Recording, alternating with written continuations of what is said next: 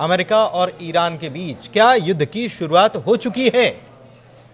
क्योंकि पहले तो ये कहा जा रहा था कि हम बम्बर्स आएंगे, हमने तैयारी कर ली है, सारी बातें हो रही थी, लेकिन अब जो खबर निकलकर सामने आई है उससे ऐसा लगता है कि इस मामले में, युद्ध के मामले में पहल ईरान की तरफ से हो गई है। अमेरिका की तरफ से ये दावा किया जा रहा है, लेकिन ये किस प्रकार का युद्ध है? टेक्नो युद्ध कहा जा रहा है। ये टेक्नो युद्ध क्या है, इसको समझते हैं। मेरे वरिष्ठ सहयोगी अंकुर जी मौजूद हैं। अंकुर जी, थैंक यू पुनीत। लेकिन आज आपको ये समझना होगा पुनीत कि जो पुरानी लड़ाइयाँ थी, जो जंगें वैसे लड़ी जाती थी कि घोड़े पे सवार होके लोग आते थे, अब पूरा सिस्टम बदल चुका है। पूरी दुनिया अब जो है नए तरीके से लड़ाई करती है और नए नए तरीके अपनाए जाते हैं। और हैरानी की बात ये है, आज हम अपने दर्शकों के सामने ये खुलासा करेंगे कि ईरान को ये माना जाता है कि ईरान के पास ज़्यादा सोफिस्टिकेटेड टेक्नोलॉजी नहीं है, लेकिन इसका उल्टा है। क्योंकि जब हम रिसर्च कर रहे थे आज, तो आज हमें पता चला कि ईरान के पास वो सारी चीज़ें हैं जो अमेरिका कल्पना भी नहीं कर सकता। और उसी की वजह से उसको अमेरिका जो है चौंक भी रहा है, हैरान भी हो रहा है। बिल्कुल। और वो पहले जो कह रहा था कि हमने डिएगो गार्सिया में इतने विमान तैनात कर दिए हैं, स्टेल्थ बॉम्बर्स हैं, B-2 स्टेल्थ बॉम्बर्स हैं, आएंगे और धमाका मचा देंगे और धमाल मचा देंगे, तो उसकी क्या हवा निकली है? क्या हुआ है, क्या खबर आई है? खबर ये है कि C-17 एक विमान था। उस विमान का ईरान ने उसका GPS जो सिस्टम था वो हाईजैक कर लिया। एक तरह से कहें कि बिल्कुल उसने काम करना बंद कर दिया। और जैसे ही अमेरिकन कमांड सेंटर को ये खबर मिली कि उसके one of the C-17 plane को के GPS को जाम किया गया है, और वो भी ईरान की तरफ से, तो वो हैरान रह गए।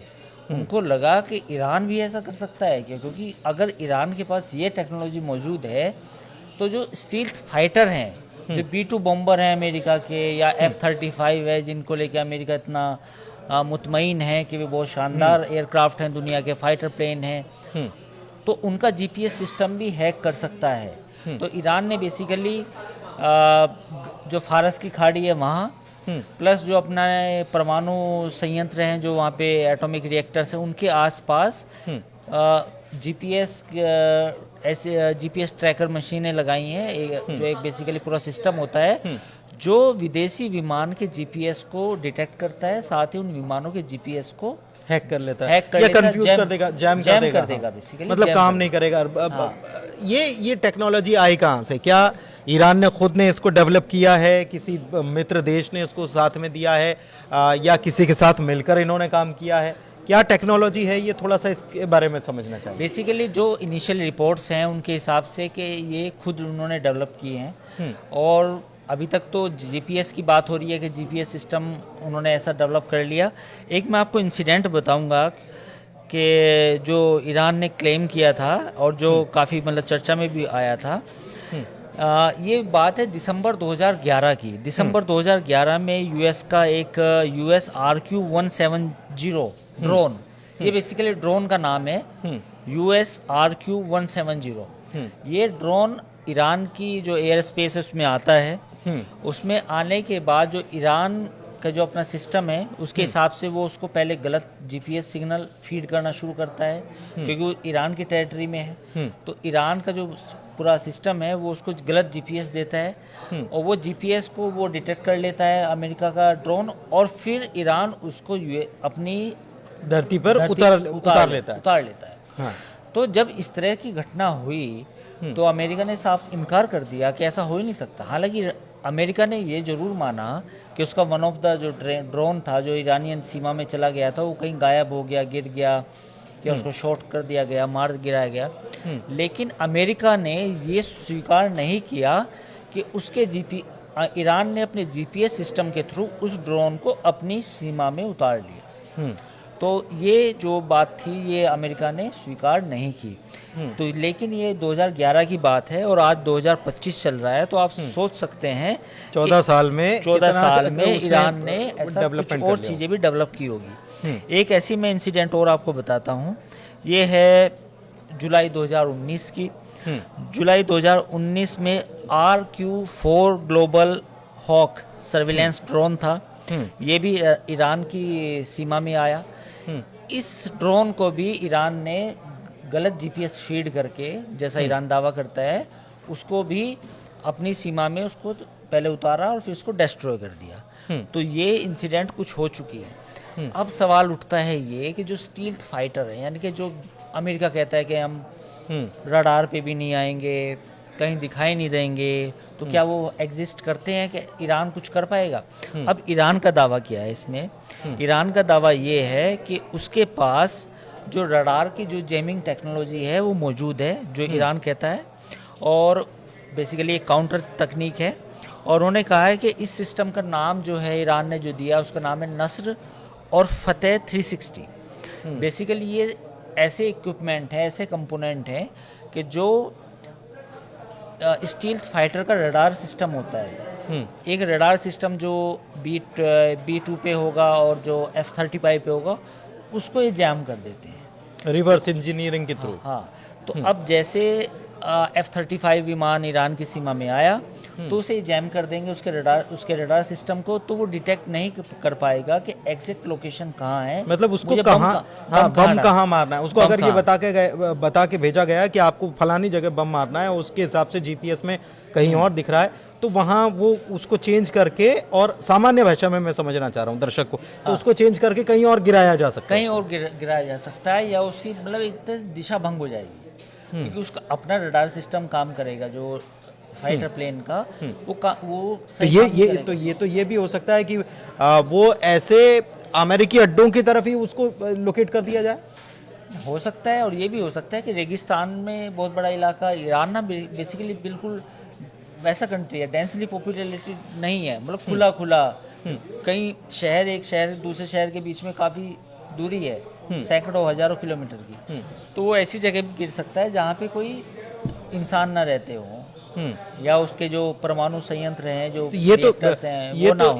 ये तो जो टारगेटेड मिसाइल्स होती हैं, ये तो उसके साथ भी किया जा सकता है। बिल्कुल किया जा सकता है, क्योंकि वो भी एक, उनके अंदर भी जीपीएस डेटा होता है। देखो, ये बात तो समझनी पड़ेगी कि हर चीज़ जीपीएस से ही गाइडेड होती है। हाँ। उनको बताया जाता है कि ये लोकेशन है, उनकी मेमोरी में वो चीज़ें फिट की जा रही हैं, और फिर वो मिसाइल हो या कोई प्लेन हो, ऐसे ही काम करता है। तो अब ईरान का कहना ये है, दावा ये है ईरान का, कि उनके पास फतेह और फतेह 360 और नस्र, ये दो ऐसे सिस्टम हैं जिसके ज़रिए वो दुश्मन के रडार सिस्टम को हैक कर सकते हैं, और साथ ही उनको जो जीपीएस डेटा चाहिए उस जीपीएस डेटा को भी हैक कर सकते हैं। तो जीपीएस डेटा को भी हैक किया जा सकता है, और ये आईआरजीसी ने और ईरानी इलेक्ट्रॉनिक इंस्टीट्यूशन ऐसा कुछ करके है, उसने भी, दोनों ने मिलकर डेवलप इसको किया है, ये दावा किया जाता है। मैं चीज़ इसको आपसे और समझना चाह रहा हूँ कि इसमें कि ये केवल जीपीएस सिस्टम वाली चीज़ें इसके पास, ईरान के पास ताकतवर है, या और कुछ भी है? देखिए, एक ईरान में एक साइबर आर्मी करके उन्होंने एक यूनिट है बेकायदा, ईरानियन आर्मी का पूरा यूनिट है जिसको साइबर आर्मी बोलते हैं। तो उन्होंने पिछले 10 सालों में इन चीज़ों पे काम किया है। एक ऐसे ही उनका सिस्टम है फतेह 110 और खैबर सेखान, ये दो चीज़ें, दो उनके नए और सिस्टम है। ये सिस्टम जो यूएस का क्रूज मिसाइल का सिस्टम है, यानी कि यूएस की तरफ से कोई क्रूज की मिसाइल दागी गई तो वो अपनी डायरेक्शन भटक सकती है, क्योंकि ये जो सिस्टम है ये उनकी एज ए काउंटर जीपीएस काम करेगा। तो उस क्रूज मिसाइल के अंदर जो सिस्टम फीड करे, जो सिस्टम होगा, जो काम कर रहा होगा, उसका ध्यान भटका सकता है। तो ये इस सिस्टम का नाम है फतेह 110 और खैबर सेकॉन। तो ये दो इनके एक तरह से काउंटर क्रूज मिसाइल सिस्टम। तो ईरान ने पिछले 10 सालों में बहुत सारी चीज़ें की हैं, जैसे ऑब्वियसली वो परमाणु बम बनाना चाहता है। दूसरी जो इलेक्ट्रॉनिक वारफेयर सिस्टम है, एआई का भी वो यूज़ कर रहे हैं, जैसे कुछ इनिशियल रिपोर्ट्स बताती हैं कि ईरान एआई का यूज़ भी कर रहा है, ताकि आने वाले समय में जब कभी लड़ाई की स्थिति आए या जंग की हालत आए तो उसमें उस एआई का यूज़ करके भी अपने आप को बचाया जा सके। अब जैसे उनके कुछ डोमेस्टिक रडार सिस्टम है, उनमें उनका नाम बता सकता हूँ। एक है गादिर, एक है कास्ता, एक है कावोस। ये 3 रडार सिस्टम हैं ईरान के, जो बेसिकली स्टील्थ फाइटर होते हैं और जो ड्रोन्स होते हैं लंबी दूरी के, उनको डिटेक्ट करते हैं। तो आमतौर पे ये माना जाता है कि स्टील्थ फाइटर्स तो आएंगे नहीं वो हाँ, रडार में। लेकिन ईरान दावा करता है कि उसके पास जो ये गादिर, कास्ता और कवोश जो 3 डिफेंस सिस्टम है, रडार सिस्टम है basically, they can detect stealth fighter also. ये it's as it is claim by the Iran. हाँ, तो आपने समझा कि ईरान ने बहुत कुछ कर लिया है, लेकिन शायद वो दुनिया के सामने हम ये कहें कि आ नहीं पाया या आने नहीं दिया गया, और अमेरिका इस भ्रम में खुद भी है और दुनिया को भी रखना चाहता है कि वो सुपर पावर है, और बाकी उससे टक्कर लेने वाले जो हैं वो मतलब पानी कम चाहें। नहीं है ये बात भी हो सकती है, लेकिन पिछले ये बात तो सच है कि पिछले 10-15 सालों में, या यूँ कहें कि पिछले 20-25 सालों में ईरान का पूरा फोकस अपनी मिलिट्री पे रहा है। ईरान ने अपना देखिए न्यूक्लियर पावर का जो प्लांट्स हैं 2-3 बनाए, 3 प्लांट्स हैं उनके पास, वो बनाए। पिछले कुछ दिनों में उन्होंने जिस तरीके से, जैसा हमने अभी बात की, इलेक्ट्रॉनिक सर्विलेंस पे काम किया, रडार सिस्टम पे काम किया, और उसके पास S-400 की बात भी हो रही थी कि ईरान के पास S-400 भी है। हालांकि वो उतनी मात्रा में नहीं है जो उसने रशिया से परचेज किए हैं जितने होने चाहिए। तो अमेरिका के पास थार्ड है या इजराइल के पास थार्ड है, तो इनके पास S-400 है जो बेसिकली जो दुश्मन की जो मिसाइलों को बीच में ही नष्ट कर सकता है। तो ऐसा नहीं है, ईरान ने पिछले 20-25 सालों में अपनी जो मिलिट्री है उस पर काफ़ी इन्वेस्टमेंट किया है, और या यूँ कहें कि जो तेल से जो इनकम हुई थी ईरान को, उसका काफ़ी अच्छा उसको हाँ, उसमें हिस्सा मिलिट्री पे खर्च किया है। तो जब आप किसी भी चीज़ पे खर्च करते हैं, जाहिर है उसके रिजल्ट आएंगे। तो उसके रिजल्ट ये है कि ईरान की जो आर्मी है और जो रेवोल्यूशनरी गार्ड है, कुछ कुछ सेक्टर्स में उन्होंने काफ़ी अच्छा किया है, मतलब they are up to the international level. तो अगर कल जंग की हालत होती है या मतलब अमेरिका के साथ किस तरह की लड़ाई होती है, तो ईरान के पास अपने आप को डिफेंड करने के लिए चीज़ें मौजूद होंगी। एक चीज़ और बताएं कि फारस की खाड़ी जहां पर ये तैनाती की गई है और ये जीपीएस को ट्रैक करना या उसमें बदलाव करना जो है, वो होर्मुज़ आइलैंड की बात जहां तक बात होती है, तो वहां से 20% तेल सप्लाई होता है। तो इससे आप समझ सकते हैं कि कितना महत्वपूर्ण इलाका है। मैं एक चीज़ और आपसे समझना चाह रहा हूं कि यमन में लगातार हूतीस पर अटैक कर रहा है अमेरिका, हथियार भी उसके खाली हो रहे हैं, जाहिर तौर पर काफ़ी महंगा साबित हो रहा है। एक खबर ये भी आई कि ट्रंप इसको लेकर भी परेशान है कि बहुत महंगा पड़ रहा है ये। बिल्कुल। और ये अगर महंगा पड़ रहा है, और ईरान ने अभी खामोशी इस मामले में अख्तियार करके रखी है, और ये भी कहा है कि हमारे पास तो मिसाइलों का पूरा भंडार है, 1 लाख से ज़्यादा मिसाइलें हैं। सवाल ये भी है, आज मैं कहीं रिपोर्ट्स पढ़ रहा था पुनीत, कि अमेरिका तो ग्राउंड इन्वेजन की तरफ भी सोच रहा है कि हुतीज से अब एयर अटैक्स उतने प्रभावी नहीं रहे हैं। आप देखिए अमेरिका ने कितने बॉम्ब डाले हैं, कितनी बॉम्बिंग की, और उससे 4-6 महीने पहले तो इजराइल हुतियों पे बॉम्बिंग कर चुका है। लेकिन बावजूद इसके हुतीज का जो मतलब अटैक है वो कम होने के नाम नहीं ले रहे हैं। तो ऐसी हालत में अमेरिका इस चीज़ को भी सोच रहा है कि ग्राउंड इन्वेजन किया जाए। तो लेकिन अब देखना होगा कि क्या वो कर पाता, क्योंकि इतना आसान भी नहीं है। लेकिन महंगा तो पड़ रहा है, महंगा तो ऑब्वियसली पड़ रहा है। दूसरी बात, इतनी बड़ी टेरिटरी है, मतलब आसपास चारों तरफ जो कंट्रीज़ हैं उसमें 2-3 चीज़ें हैं। जैसे मैं सऊदी अरब की अगर बात करूं कि सऊदी अरब का तो सपोर्ट मिलेगा हुतीज़ को कंट्रोल करने के लिए, लेकिन पास में फिर ईरान भी है।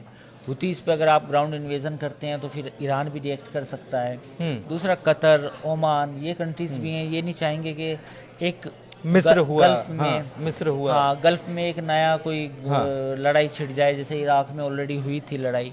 तो ये सारी चीज़ें हैं, देखना होगा।